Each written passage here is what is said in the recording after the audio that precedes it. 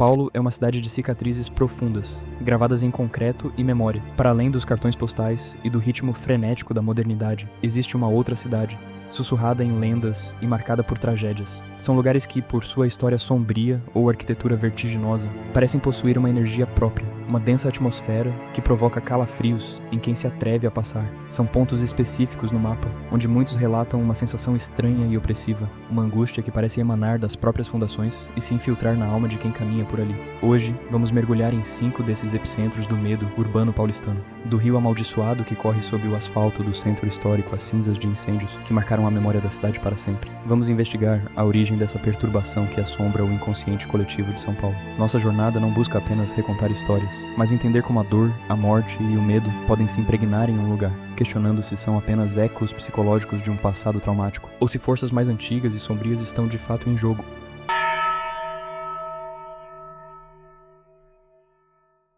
Nossa jornada começa no coração pulsante e sombrio de São Paulo, um lugar que, antes mesmo de ser cidade, já carregava um nome que soa como um aviso, o Vale do Anhangabaú. Para entender a energia deste vale, precisamos ir para debaixo do asfalto, onde um rio com o mesmo nome ainda corre, oculto e silencioso. Em tupi, Anhangabaú tem traduções arrepiantes, como Rio do Mau Espírito ou Água do Diabo. As lendas indígenas já alertavam sobre um perigo naquelas águas. O Anhangá, espírito que deu nome ao rio, era temido como uma entidade protetora da natureza, um guardião poderoso da floresta e dos animais que punia os caçadores gananciosos e amaldiçoava quem desrespeitasse seu domínio. Os pajés instruíam suas tribos a evitar as águas do rio, que, segundo eles, causavam doenças e até a morte. Com a chegada dos colonizadores, a má fama do vale ganhou novas e trágicas camadas. Lendas urbanas contam que o local, por sua localização central e isolada, se tornou um ponto de execuções de indígenas escravizados e criminosos. Seus corpos, dizem as histórias, eram descartados no rio de nome amaldiçoado, criando uma sopa macabra de sofrimento e morte que teria envenenado a terra para sempre.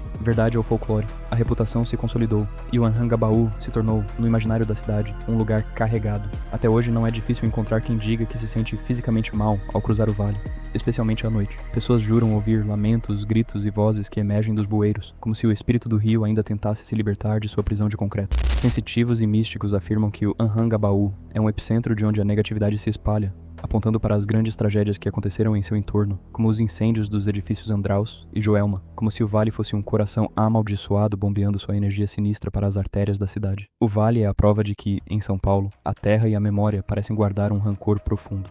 A apenas alguns metros do vale, na Avenida São João, ergue-se o primeiro grande trauma vertical de São Paulo, o edifício Andraus. Na tarde de 24 de fevereiro de 1972, um curto-circuito deu início a um incêndio devastador. As chamas, alimentadas por um forte vento e pela falta de equipamentos de segurança adequados, como sprinklers ou escadas de emergência, se espalharam vorazmente pelos 32 andares, encurralando centenas de pessoas em um inferno de fumaça e pânico. As cenas eram de puro desespero. Sem rotas de fuga adequadas, muitos subiram para o topo do prédio.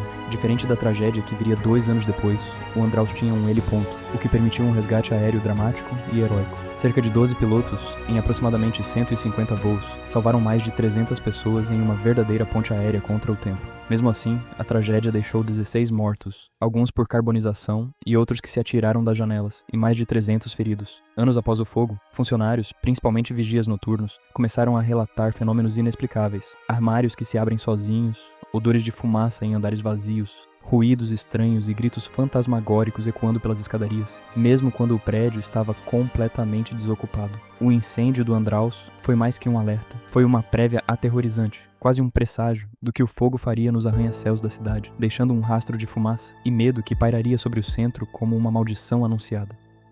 Nossa próxima parada é um ícone da contracultura paulistana, a Galeria do Rock. Aqui, o medo não vem de uma grande tragédia, mas da própria arquitetura e da energia que ela evoca. Com suas rampas circulares e vãos abertos que se debruçam sobre o vazio, o design do prédio provoca uma vertigem natural e perturbadora. Quem sobe por ali e olha para baixo, para o formigueiro de gente no térreo, sente a altura de um jeito visceral e desconfortável.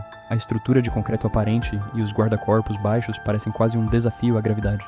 Este é o cenário perfeito para o fenômeno que os franceses chamam de l'appel du vide, ou o chamado do vazio. aquela vontade súbita, irracional e terrível de pular que algumas pessoas sentem em lugares altos, mesmo sem qualquer intenção suicida. A ciência acredita que isso é, na verdade, um alarme paradoxal do cérebro, uma reafirmação da vontade de viver. Seu cérebro reconhece o perigo da queda tão intensamente que, por um instante, você se imagina cedendo a ele, para logo em seguida reforçar o seu instinto de autopreservação. Na galeria do rock, com seus parapeitos baixos e a vista direta para a queda, esse chamado é aguçado pela arquitetura. A sensação de vertigem não é apenas física, ela se torna psicológica, uma manifestação do abismo que já existe dentro de nós, impulsionada pelo design do espaço, que parece nos convidar a dar um passo em falso. A poucas quadras dali, a sensação de vertigem se transforma em algo infinitamente mais sombrio e concreto. Antes mesmo de sua construção, o terreno do edifício Joelma já era considerado maldito. Em 1948, o local foi palco de um crime brutal que chocou o país, conhecido como o Crime do Poço. Um jovem professor de química, Paulo Ferreira de Camargo, assassinou sua mãe e 2 irmãs, escondeu os corpos em um poço cavado no quintal e, ao ser descoberto pela polícia, cometeu suicídio. O motivo nunca foi totalmente esclarecido, mas essa mancha de sangue original parecia predestinar o futuro. Em 1º de fevereiro de 1974, São Paulo viveu seu pior pesadelo. Um curto-circuito em um ar-condicionado no 12º andar iniciou um incêndio que, por falhas graves de segurança e uma abundância de material inflamável como carpetes, cortinas e divisórias de madeira, transformou o moderno edifício Joelma em uma armadilha infernal. A fumaça tóxica e o calor insuportável, que passava dos 600 graus Celsius, levaram dezenas de pessoas a uma decisão desesperada: atirar-se das janelas para a morte. As cenas transmitidas ao vivo chocaram o Brasil. Fontes oficiais apontam para cerca de 187 mortos e mais de 300 feridos. Se no Andraus houve a esperança do resgate aéreo, o Joelma não tinha ele ponto, selando o destino de muitos que chegaram ao topo. O fogo marcou a cidade para sempre, e da sua ferida aberta nasceu a assombração urbana mais famosa do país, com relatos de portas de elevador que abrem sozinhas e gritos nos corredores. Durante a retirada dos escombros do Joelma, 13 das vítimas não puderam ser identificadas devido à carbonização extrema. Seus corpos foram encontrados dentro de um elevador, onde buscaram um refúgio que se tornou uma armadilha mortal. Foram enterrados lado a lado no cemitério de São Pedro, na Vila Alpina, e ali nasceu a poderosa lenda das 13 almas do Joelma. A história se popularizou com o relato de um vigia do cemitério, que afirmava ouvir lamentos, choros e gritos desesperados vindos das sepulturas durante a noite. A crença que se espalhou era de que as almas ainda sentiam o calor insuportável do fogo no além. Em um ato de compaixão e sincretismo religioso, devotos começaram a deixar copos com água sobre o túmulo coletivo para apagar as chamas e aliviar o sofrimento. Com o tempo, os lamentos supostamente cessaram e o local virou um ponto de peregrinação. As 13 almas passaram a ser vistas como entidades milagreiras, que atendem a pedidos de graças, de curas de doenças a sucesso financeiro e até a proteção de animais de estimação. O prédio foi reformado e rebatizado como Praça da Bandeira, mas a fama de mal-assombrado nunca o abandonou. Visitantes relatam sentir cheiro de fumaça, ver vultos e ouvir sussurros, e o chamado do vazio, sentido em suas janelas, parece ser um eco direto do desespero final daqueles que se jogaram.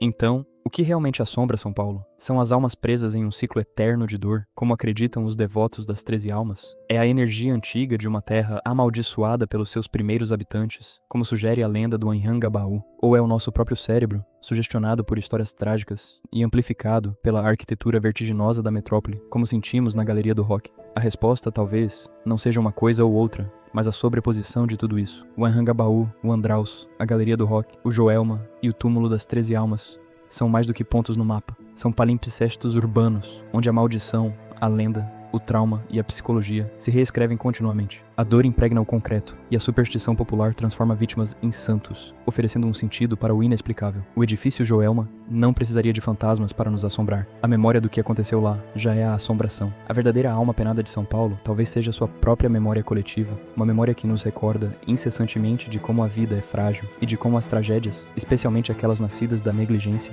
deixam marcas indeléveis. O chamado do vazio, aqui, é um convite para olharmos para baixo, não apenas para o abismo de concreto, mas para o abismo da nossa própria história. E é nessa vertigem que a cidade revela sua alma mais profunda, sombria e perturbadoramente humana. E se você gosta de investigar essas histórias, de atravessar a fronteira entre o que pode ser explicado e aquilo que permanece nas sombras, inscreva-se no Arquivo Anômalo. Deixe o seu like, porque ele ajuda a manter esses arquivos abertos. E quando a próxima história surgir, talvez você queira estar aqui para descobrir o que existe do outro lado. O monitor continua ligado.